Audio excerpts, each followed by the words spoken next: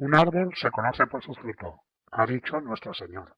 Sin duda alguna, una consideración de los frutos de la perfecta contrición nos impresionará aún más por su importancia y excelencia. Estos efectos difieren según la persona se encuentre en estado de gracia o en pecado mortal. Tomemos el último caso.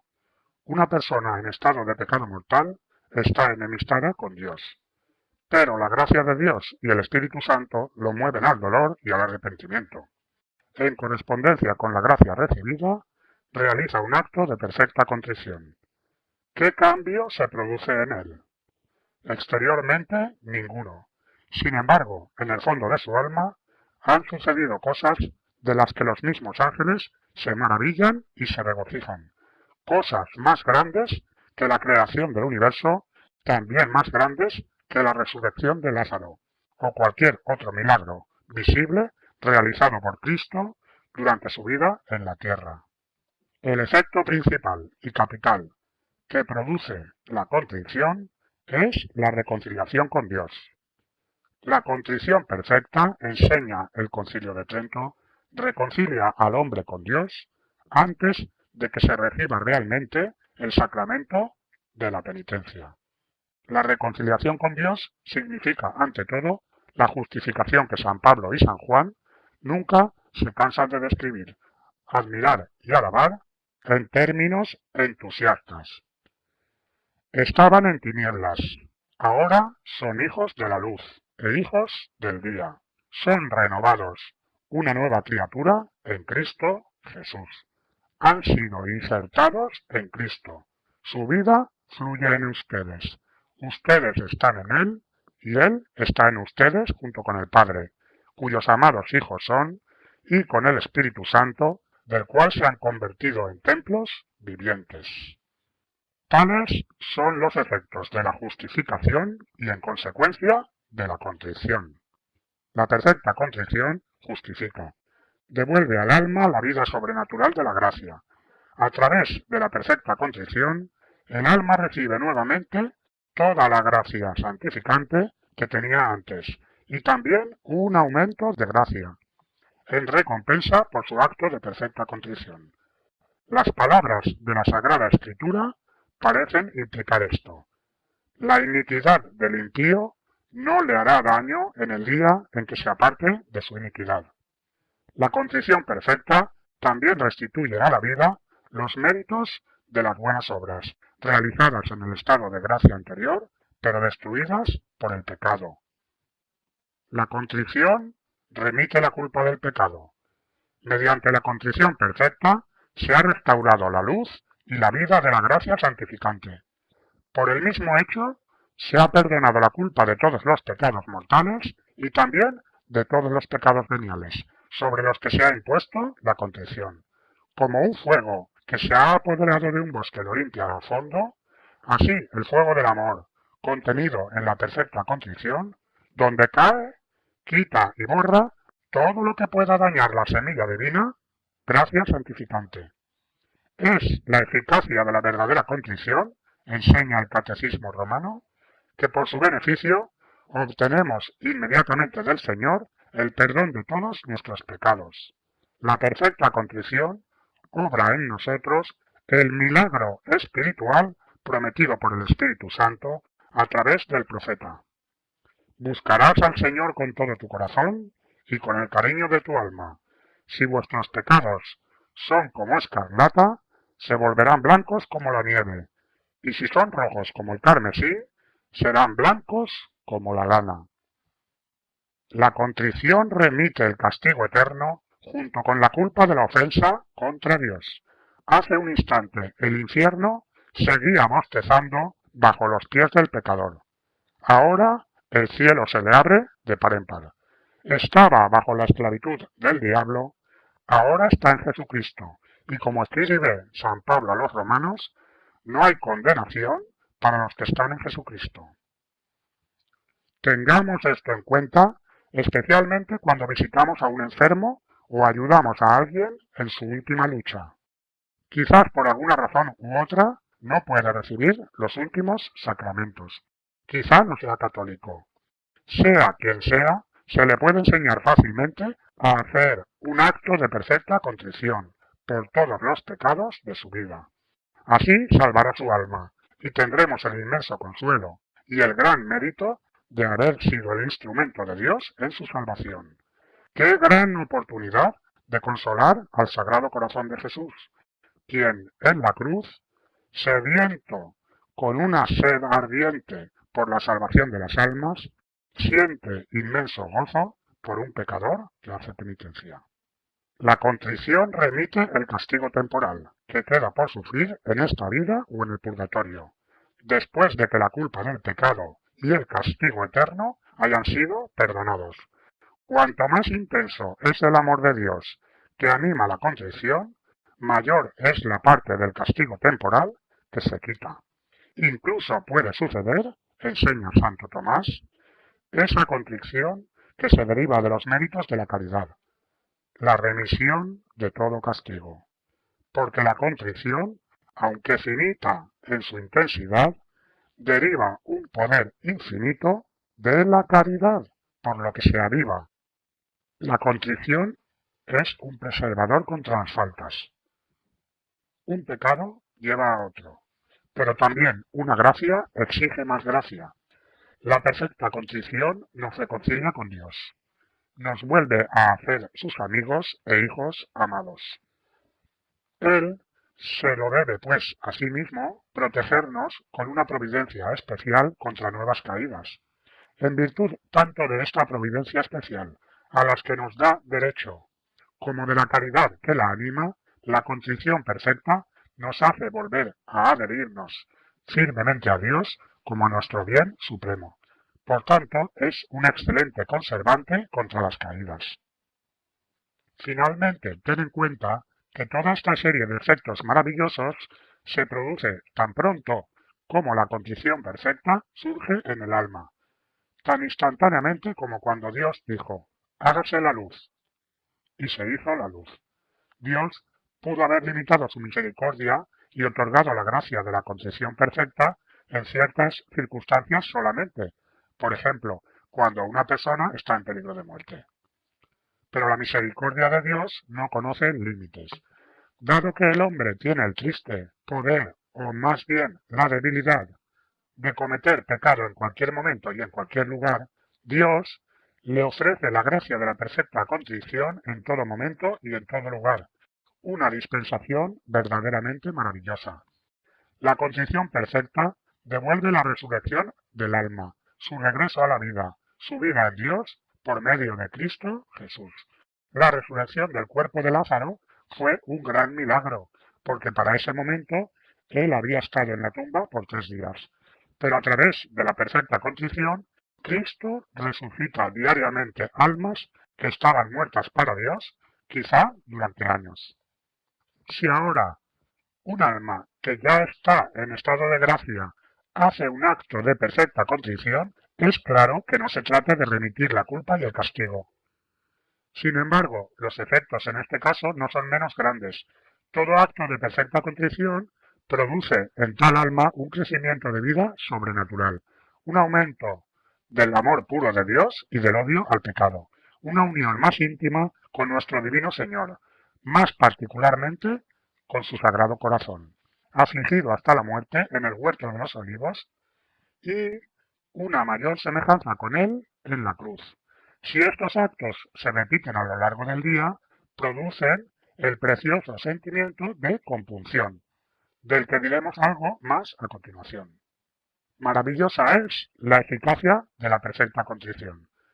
Como enseña Santo Tomás, es en un verdadero sentido infinita, porque su poder se deriva de un poder infinito, la pasión y la muerte de Cristo. Nuestro Señor, primero en su persona, se afligió, se entristeció y sufrió por nuestros pecados, para que ahora pudiera sufrir pena y dolor por lo mismo en nosotros. Cuando hacemos un acto de perfecta contrición, sin duda es nuestro propio acto, pero aún más es suyo. Es su gracia la que lo inspiró y lo sustenta todo el tiempo. Y es Él quien la hace fructificar uniéndola a su propio dolor y pasión, dándole así una eficacia divina y por tanto infinita. La contrición no dispensa de la confesión. Como la contrición limpia el alma incluso antes de la confesión, uno puede preguntarse, ¿por qué entonces ir a la confesión? La respuesta es que el sacramento de la penitencia es el medio ordinario para obtener el perdón. La perfecta contrición produce el mismo efecto, pero no independientemente de la confesión. Lo hace, al menos en parte, en virtud de la intención de confesión que implica.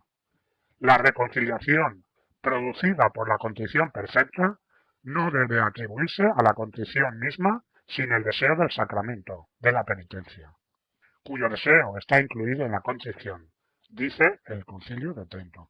Sin esta intención de confesión, la contrición perfecta no podría remitir ni un solo pecado. ¿Esta intención debe hacerse expresamente? No. No es necesario pensar en la confesión al despertarse a la contrición. Basta con no excluirlo con la intención explícita de no confesar los pecados. La contrición perfecta, si es sincera, incluye la voluntad de observar de ahora en adelante todos los mandamientos de Dios. Ahora bien, confesar los pecados de uno es un mandato divino.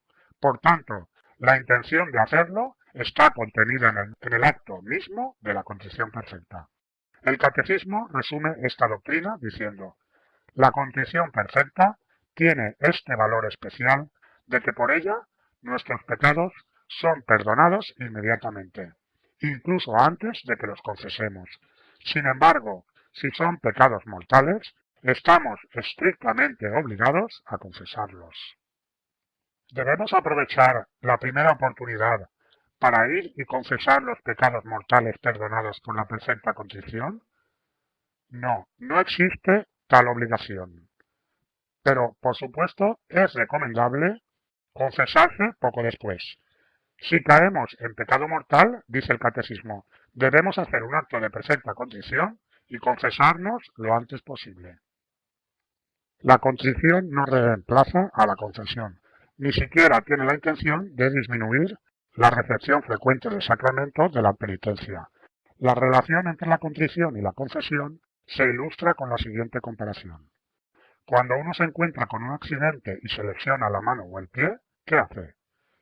Aplica inmediatamente los remedios que tiene a mano y luego llama al médico en la primera oportunidad.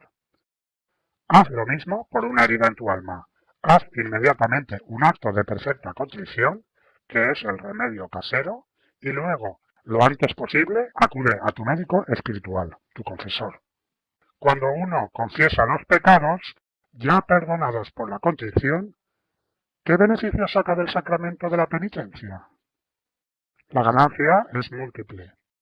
El sacramento aumenta la gracia santificante y el amor de Dios en nosotros.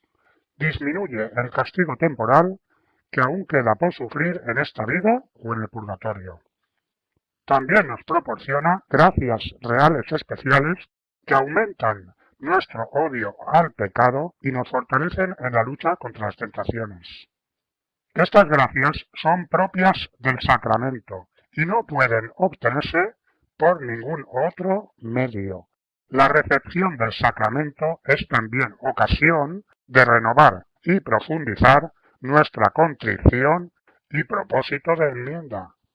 Finalmente, antes de recibir la Sagrada Comunión, si se ha cometido un pecado mortal desde la última buena confesión, no basta con realizar un acto de perfecta contrición. Uno está obligado por el precepto a confesar primero el pecado y recibir la absolución por él. Que nadie cargado con un pecado mortal, por muy contrito que se crea por él, reciba la Sagrada Comunión sin confesión sacramental previa, dice el derecho canónico. Este es el significado de las palabras de San Pablo: que el hombre se examine a sí mismo y así coma del pan y beba de la copa, según la interpretación del Concilio de Trento. Es la reverencia especial debida al Santísimo Sacramento de la Eucaristía porque contiene no sólo el poder de Cristo como los demás sacramentos, sino al mismo Cristo, lo que ha inspirado a la Iglesia a dictar esta ley. ¿Es fácil tener una contrición perfecta? Ya hemos despejado el terreno para la respuesta insistiendo en 2 puntos. 1. La contrición perfecta debe proceder del amor puro de Dios, pero no excluye otros motivos. 2. No se requiere ningún grado especial de intensidad o duración, ningún dolor sensible, ni lágrimas, ni suspiros para la perfecta contrición.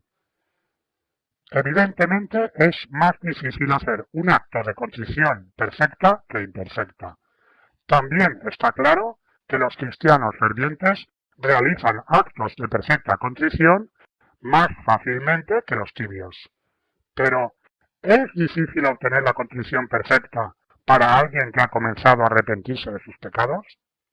Está más allá del poder del hombre ordinario de buena voluntad, que trata de vivir a la altura de sus normas morales, pero que siempre es demasiado débil para evitar el pecado mortal.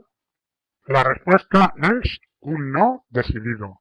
Cualquiera que lo desee sinceramente puede, con la gracia de Dios, realizar actos de perfecta contrición. Esto se puede probar claramente por la revelación que Dios nos ha dado sobre su trato con los hombres. La contrición deriva su perfección del amor de Dios.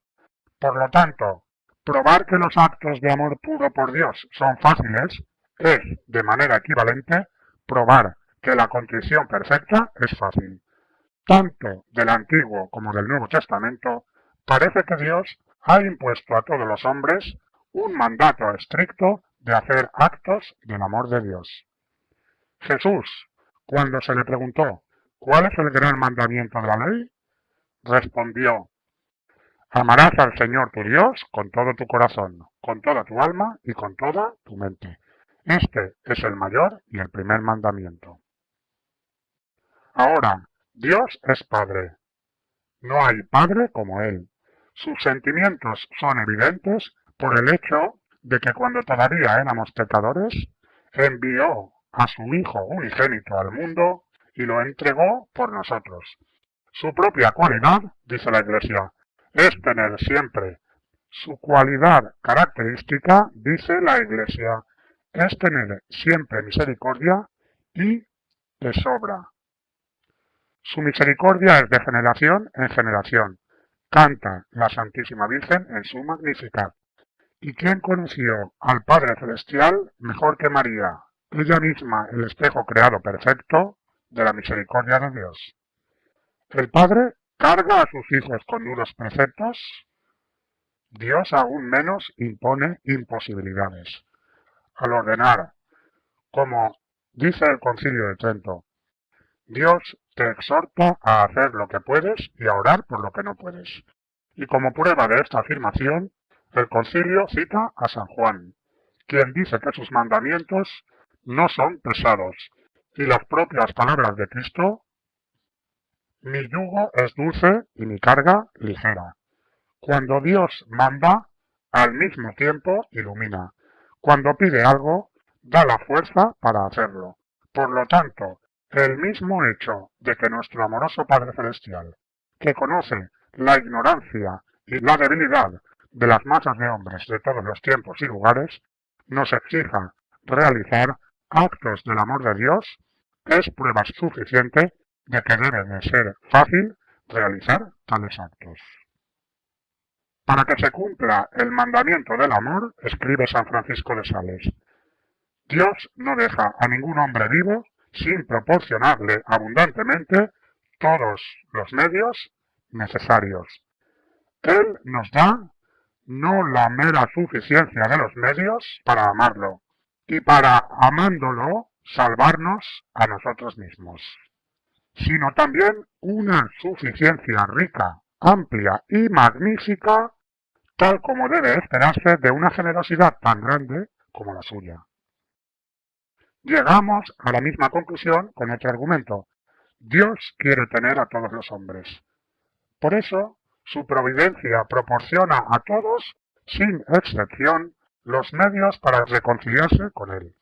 Antes de Cristo, el único medio para los adultos era la contrición perfecta. Y lo es también ahora para todos aquellos que, por falta de conocimiento u oportunidad, no pueden valerse de los sacramentos cristianos, es decir, la gran mayoría de los hombres.